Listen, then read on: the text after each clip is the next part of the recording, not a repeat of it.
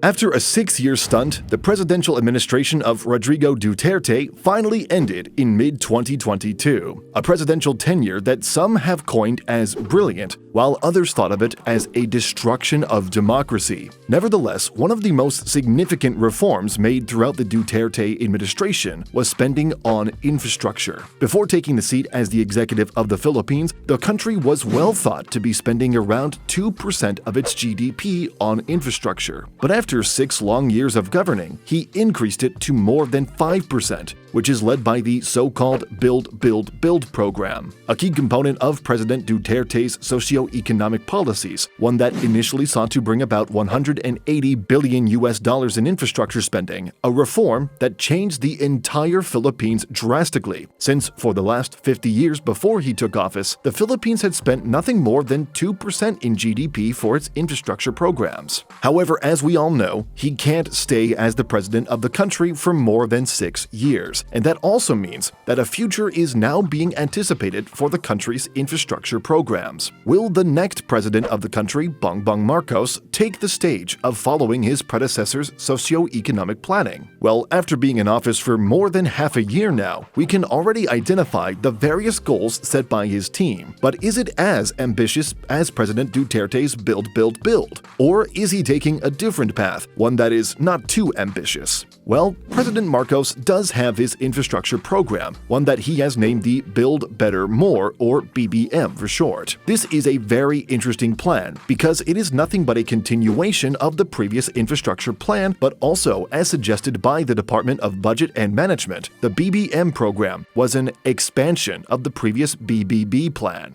The BBM infrastructure plan, at a very high level, seeks to continue the 5 to 6% infrastructure spending on GDP per year until the administration of President Marcos ends, as reported by Finance Secretary Benjamin Diokno. This is because President Marcos himself has stated that infrastructure development remains a high priority for the government due to its drive for growth and employment. There is just one key highlight, on the other hand, that may make the BBM infrastructure plan a bit more different than the previous one. It is a fact that the BBM plan is focusing more on railway systems, one that the president addressed during his first State of the Nation speech, stating that, quote, "Railways offer great potential as it continues to be the cheapest way of transporting goods and people," end quote. And the president further emphasized that these railway projects will be a lot, at the ground, above the ground, underground, and not just in the national capital region, but all around the country. These all, as he claimed, will all cost a whopping 1.9 trillion pesos, and much of the projects that he will partake in will continue the foundation laid out by the previous administration. For instance, President Marcos has cited that he wants to continue projects such as the 102-kilometer Mindanao Railway System, the Panay Railways Project, the Cebu Railway System, and along with the approved current portfolio of investments like North-South Commuter Railway, the Metro Manila Subway, and so on. Finally, as hoped by both administrations, Marcos and Duterte, Marcos has also highlighted the need for more participation from private corporations, a feat that President Duterte also heeded previously, where the framework of Public-Private Partnership, or PPP for short, will be crucial in driving these infrastructure systems to become a reality. One of which came to light recently was a massive $7 billion PPP project headed by both the Philippine government along with an Indonesian corporation, a pledge that President Marcos announced when he went on a trip to Indonesia back in September of 2022. One of the only factors that can truly set President Marcos apart from President Duterte is using Chinese partners. Yes, it is well known that Duterte had been trying to lure in Chinese investors, especially as he continued to partake in the Belt and Road Initiative. However, President Marcos seems to differ when it comes to Chinese investors. First, just a month or even just a few weeks into office, Marcos had scrapped a number of Chinese loans, programs that were signed under the Duterte administration. It is stated by Asia Times that President Marcos has expressed commitment to reactivate these railway projects, but has raised concerns over its exorbitant interest rates compared to the alternative donor, Japan.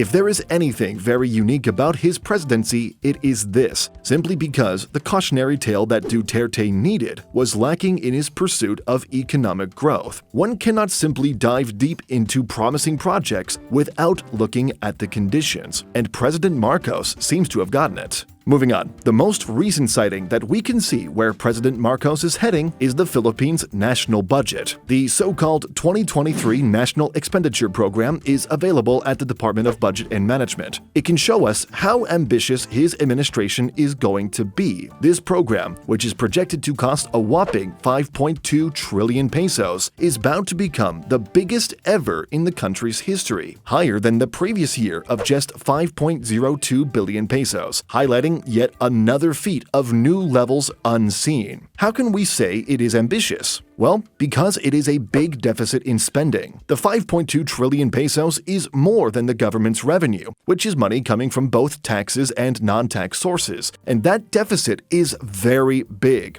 Amongst the highlighted parts in the National Expenditure Program is the spending going to the 2023 infrastructure programs. It is reported that nearly 1.2 trillion pesos of the budget are going to be implemented, whereas the Department of Public Works and Highways will receive a huge amount of 718 billion pesos, while the Department of Transportation will receive 167 billion pesos. This is a huge boost and is in line with President Marcos's aim to revolutionize the Philippines railway system. As budgeted in 2022, there were only 75.8 billion pesos set out for the Department of Transportation, whereas by 2023, it is more than double. But for the budget of the Department of Public Works and Highways, the budget will be a bit smaller than the previous year. The previous year had a budget of about 786 billion pesos, but this year, it is only 718 billion pesos. These transportation programs that aim to be implemented, on the other hand, continue the previous administration's major plans. 26.3 billion pesos will be set aside for the Metro Manila subway, 75.1 billion pesos for the North-South Commuter Railway, and 2.7 billion pesos for the Light Rail Transit Line 1 Cavite extension.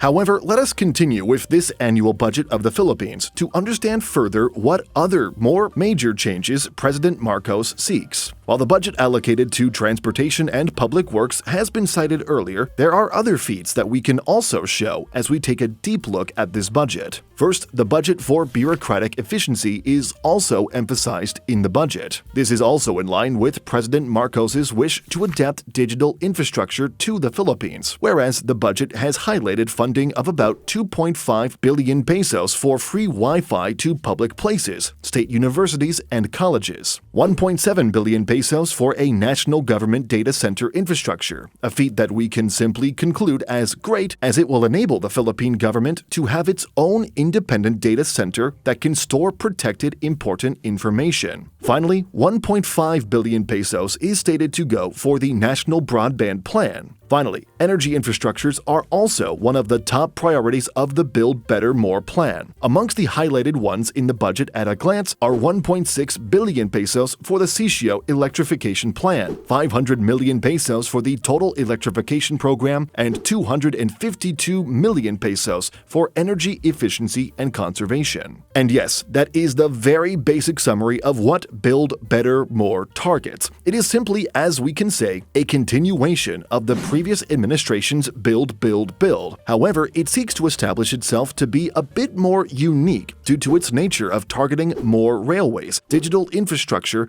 energy projects, and of course, China. Finally, these are all also noted as the 2023 budget, and in no way will it show us the true length of what Build Better More wants to establish in the coming 6 years. These could all likely change, as much of what we understand about the Philippine government is that sometimes its targets change. Nevertheless, we should still look forward to what's next. Finally though, President Marcos's highlight of the usage of PPP will likewise be of use. As of now, however, many of the current PPP projects are still from the previous administrations, and some of them are the likes of the Mindoro Lazaro Batangas Super Bridge, the 50-year Integrated Development Plan for Mactan-Cebu International Airport, and so on. This list can be found on the official PPP government website. But anyway, what do you think about the new Build Better More infrastructure plan? Do you think that it is just a continuation of the previous administration, or do you think there is more to it? Let us know what you think. Thanks for watching.